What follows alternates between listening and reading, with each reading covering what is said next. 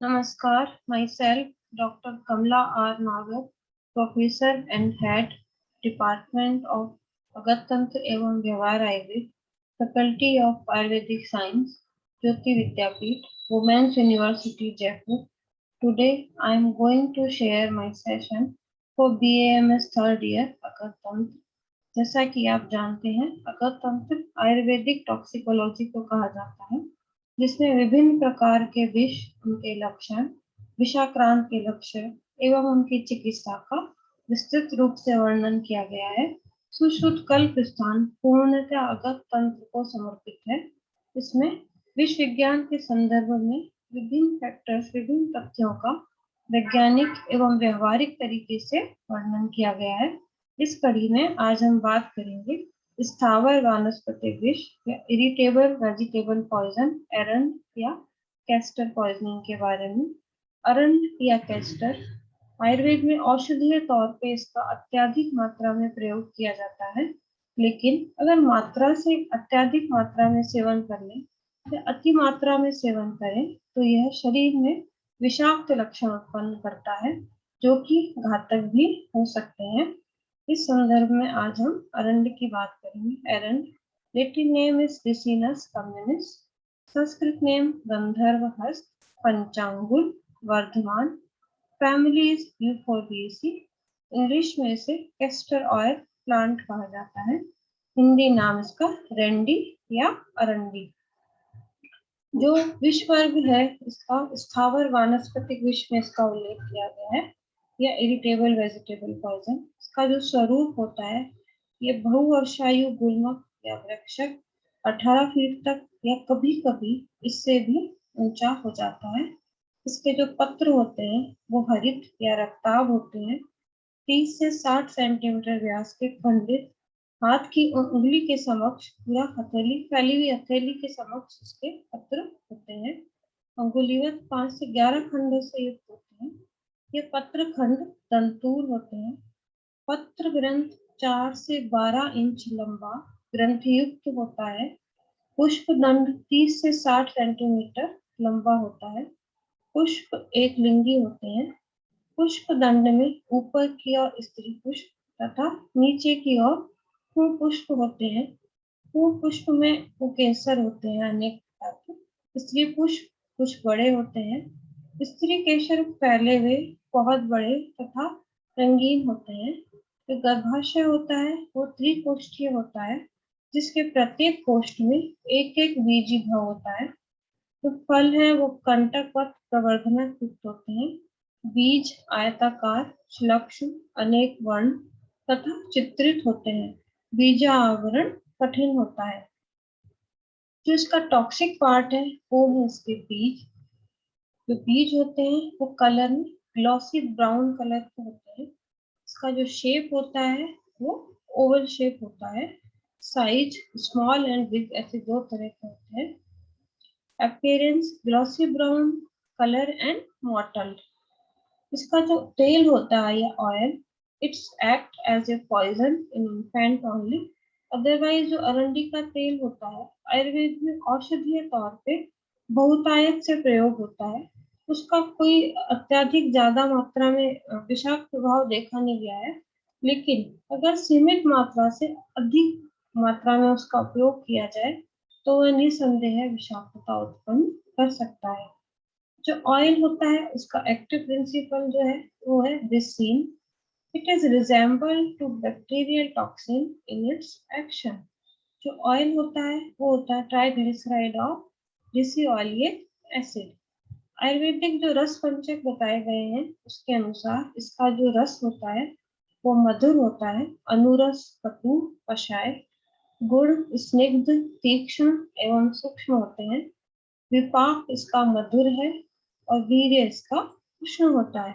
जो mode of action है या जो उसकी क्रिया है आयुर्वेद के अनुसार, उष्ण वीर्य एवं तीक्ष्ण गुण से पित्त विकृत हो जाता है, जिससे अन्नवह स्रोतस एवं स्पर्श स्थान पर शोक एवं पाक की उत्पत्ति होती है। अतिसार तीव्र विरेचक प्रभाव की वजह से होता है। मॉडर्न के अनुसार it causes irritation and inflammation to mucous membrane of GIT and skin with vesication. जो उसका प्रयोग्य अंग है वो है मूल, रूट, पत्र या लीव्स, तेल और ऑयल। जो इसकी मात्रा है, मूल कल्प की है 10 से 20 ग्राम और तेल की है 4 से 16 मिलीलीटर। जो इसकी फेटल डोज है, जो इसकी घातक मात्रा है, वो है ricin 6 mg and seed residues 10 seeds. Fatal period है 2 to several days. Fatal period मतलब विष सेवन से लेकर विषाक्तता के लक्षण उत्पन्न होने तक का जो समय है वह फेटल पीरियड कहलाता है। अब हम बात करेंगे एरंड बीज की विषाक्तता के लक्षण। Clinical features due to injection of ricin seeds. एरंड बीज सेवन से निम्न विषाक्तता के लक्षण मिलते हैं। जो ओरल है, burning sensation in mouth, throat and epigastric region. जो अपर GIT है उसमें बहुत ज्यादा जलन होना प्रारंभ हो जाता है। एक्सेसिव सलाइवेशन होता है, nausea and vomiting. Vomiting is copious and painful. Pain and cramps in abdomen, entire abdomen. Openly severe bloody purgation with mucus. Excessive thirst, oliguria and anuria. Sign of dehydration seen as per severity will found. जो जीभ है वो सूख जाती है, eyes अंदर धस जाती हैं, एंटीरियर फंडामेली जो बच्चे में है वो डिप्रेस हो जाते हैं, पल्स बहुत धीमी चलने लगती है, हृदय की धड़कन धीमी हो जाती है, BP लो हो जाता है, रेस्पिरेशन रेट भी कम हो जाता है। जो डेथ होती है वो due to hypovolaemic shock and circulatory failure. एरेंट बीज की विषाक्तता के जो लक्षण है, तो ये पाउडर अगर प्राणवायु स्रोत या अपर रेस्पिरेटरी ट्रैक्ट में चला जाता है तो निम्न लक्षण उत्पन्न होते हैं। Initially difficulty in breathing, shortness of breath, chest tightness and cough. तो लेट लक्षण उत्पन्न होते हैं, that is pulmonary oedema and respiratory failure and death. जो एरंडी की विषाक्तता के लक्षण हैं, ये सामान्य लक्षण इस प्रकार के मिलते हैं। इसका जो चिकित्सा क्रम अपनाया जाता है वह इस प्रकार है। चिकित्सा क्रम में सबसे पहले रिसुसाइटेशन किया जाता है। रुग्ण की स्थिति या कंडीशन जो पेशेंट की है तो वो हाइपोवॉल्मिक शॉक में है तो इंजेक्शन डोपामाइन लगाया जाता है। और सेकेंड है अनअवशोषित विष का निर्धारण कैसे किया जाए। अगर पेशेंट कॉन्शियस है, वाइटली स्टेबल है और डिसओरिएंटेड नहीं है तो हम उसको फोर्सफुली एमाइसिस या वमन कराने की कोशिश करते हैं। आयुर्वेदिक हर्ब जो है वधुयष्टि का अखंड उसको कांड पिलाया जाता है या फिर सलाइन वाटर या नमक के पानी से उसको फोर्सफुली एमाइसिस या वमन कराने की प्रक्रिया प्रारंभ करते हैं ताकि जो अनअवशोषित विष है वो शरीर से बाहर निकल जाए।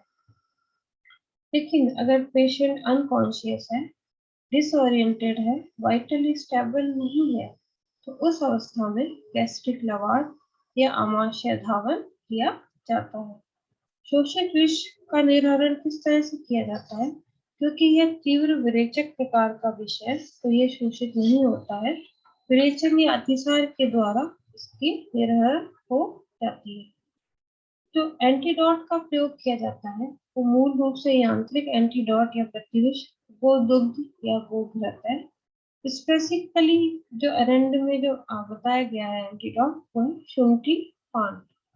लक्षण चिकित्सा या सिस्टमिक मैनेजमेंट जो है इसका लक्षणों के अनुसार जो चिकित्सा बताई गई है वो है दाह के लिए धान्य खिम और षडंग पानीय का सेवन कराया जाता है। अगर उदर शूल है, कोली की पेन बहुत ज्यादा है तो पॉलीकार्बोनेट सिरप पिलाया जाता है।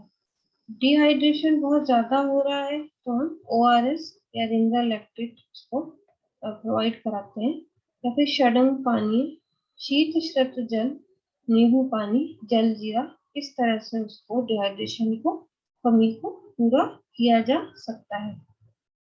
अब जो पोस्टमार्टम अपीयरेंस है, अगर अत्यधिक अरंड के सेवन से किसी की मृत्यु हो जाती है तो जो पोस्टमार्टम अपीयरेंस है वो किस प्रकार का होता है उसके बारे में हम बात करेंगे।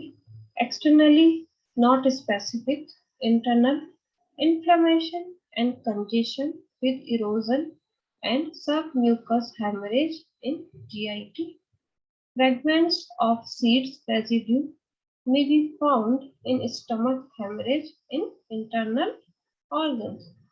जो केमिकल एनालिसिस किया जाता है वो इस प्रकार है। जो कॉमन विसरा है V1 stomach whole plus stomach content 100 ml plus small intestine 5 centimetre ली जाती है। V2 liver half kg plus spleen half kidney half each. तो इस तरह से ये विसरा, दो तरह से विसरा का लेकर उसको पोस्टमार्टम के लिए लिया जाता है। इसमें जो प्रिजर्वेटिव डालेंगे that is rectified spirit. Medico legal case जो इसमें बनता है वो है accidental cases occur among children from eating the seeds और इंजेक्शन ऑफ ऑयल।